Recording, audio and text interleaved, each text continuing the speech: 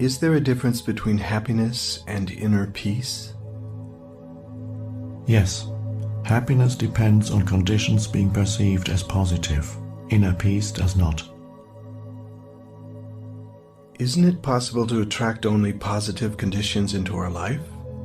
If our attitude and our thinking are always positive, we would manifest only positive events and situations, wouldn't we? Do you truly know what is positive and what is negative? Do you have the total picture? There have been many people for whom limitation, failure, loss, illness, or pain in whatever form turned out to be their greatest teacher. It taught them to let go of false self-images and superficial, ego-dictated goals and desires. It gave them depth, humility, and compassion. It made them more real. Whenever anything negative happens to you, there's a deep lesson concealed within it, although you may not see it at the time. Even a brief illness or an accident can show you what is real and unreal in your life, what ultimately matters and what doesn't. Seen from a higher perspective, conditions are always positive. To be more precise, they are neither positive nor negative. They are as they are. And when you live in complete acceptance of what is, which is the only sane way to live, there's no good or bad in your life anymore. There's only a higher good, which includes the bad. Seen from the perspective of the mind, however, there's good, bad, like, dislike, love, hate. Hence, in the book of Genesis, it is said that Adam and Eve were no longer allowed to dwell in paradise when they ate of the tree of the knowledge of good and evil. You're not pretending anything, you're allowing it to be as it is, that's all. This allowing to be takes you beyond the mind with its resistance patterns that create the positive-negative polarities. It is an essential aspect of forgiveness. Forgiveness of the present is even more important than forgiveness of the past.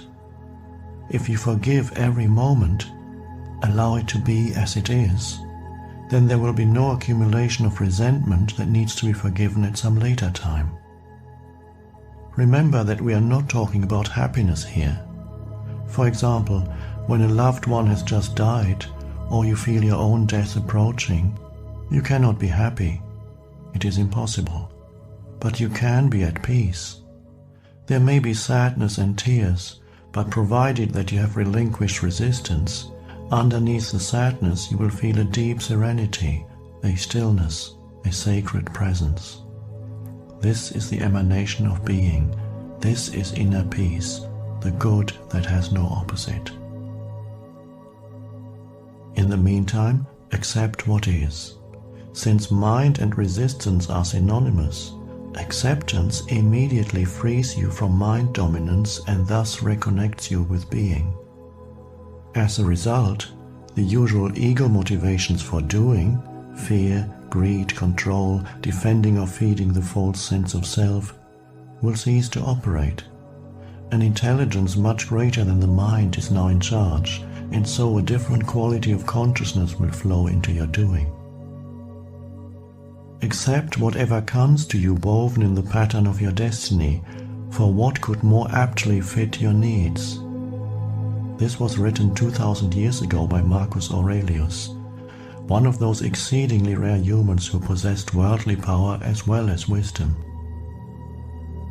It seems that most people need to experience a great deal of suffering before they will relinquish resistance and accept, before they will forgive.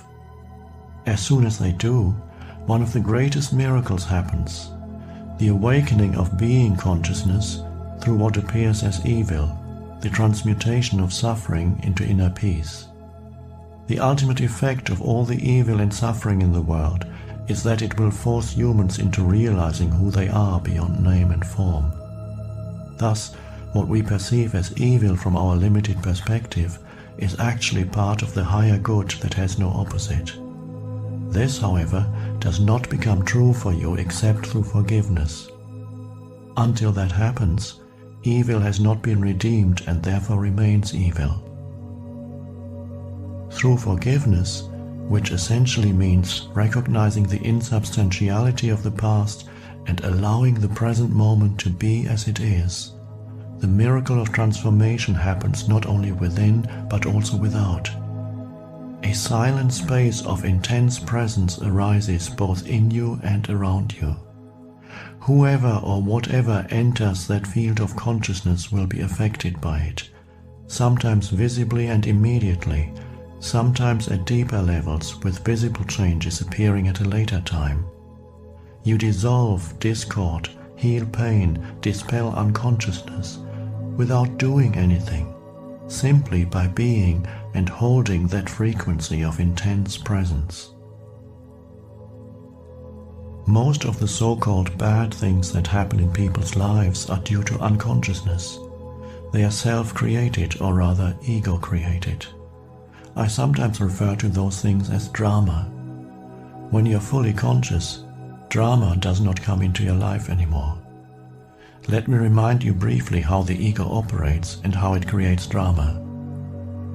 Ego is the unobserved mind that runs your life when you are not present as the witnessing consciousness, the watcher. The ego perceives itself as a separate fragment in a hostile universe, with no real inner connection to any other being, surrounded by other egos which it either sees as a potential threat or which it will attempt to use for its own ends. The basic ego patterns are designed to combat its own deep-seated fear and sense of lack. They are resistance, control, power, greed, defense, attack. Some of the ego's strategies are extremely clever, yet they never truly solve any of its problems simply because the ego itself is the problem. When egos come together, whether in personal relationships or in organizations or institutions, bad things happen sooner or later, drama of one kind or another, in the form of conflict, problems, power struggles, emotional or physical violence, and so on. This includes collective evils such as war, genocide, and exploitation, all due to masked unconsciousness. Furthermore, many types of illness are caused by the ego's continuous resistance, which creates restrictions and blockages in the flow of energy through the body. When you reconnect with being and are no longer run by your mind, you cease to create those things. You do not create or participate in drama anymore. Whenever two or more egos come together, drama of one kind or another ensues. But even if you live totally alone, you still create your own drama. When you feel sorry for yourself, that's drama. When you feel guilty or anxious, that's drama. When you let the past or future obscure the present, you are creating time, psychological time, the stuff out of which drama is made. Whenever you are not honoring the present moment by allowing it to be, you are creating drama. Most people are in love with their particular life drama. Their story is their identity. The ego runs their life. They have their whole sense of self invested in it. Even their, usually unsuccessful, search for an answer, a solution, or for healing becomes part of it. What they fear and resist most is the end of their drama. As long as they are their mind, what they fear and resist most is their own awakening. When you live in complete acceptance of what is, that is the end of all drama in your life. Nobody can even have an argument with you, no matter how hard he or she tries. You cannot have an argument with a fully conscious person. An argument implies identification with your mind and a mental position, as well as resistance and reaction to the other person's position. The result is that the polar opposites become mutually energized. These are the mechanics of unconsciousness. You can still make your point clearly and firmly, but there will be no reactive force behind it, no defense or attack, so it won't turn into drama. When you are fully conscious, you cease to be in conflict. No one who is at one with himself can even conceive of conflict, states the Course in Miracles. This refers not only to conflict with other people, but more fundamentally to conflict within you, which ceases when there is no longer any clash between the demands and expectations of your mind and what is. However, as long as you are in the physical dimension and linked to the collective human psyche, physical pain, or the rare, is still possible. This is not to be confused with suffering, with mental-emotional pain. All suffering is ego-created and is due to resistance. Also, as long as you are in this dimension, you are still subject to its cyclical nature and to the law of impermanence of all things, but you no longer perceive this as bad, it just is. Through allowing the isness of all things, a deeper dimension underneath the play of opposites reveals itself to you as an abiding presence, an unchanging deep stillness, an uncaused joy beyond good and bad.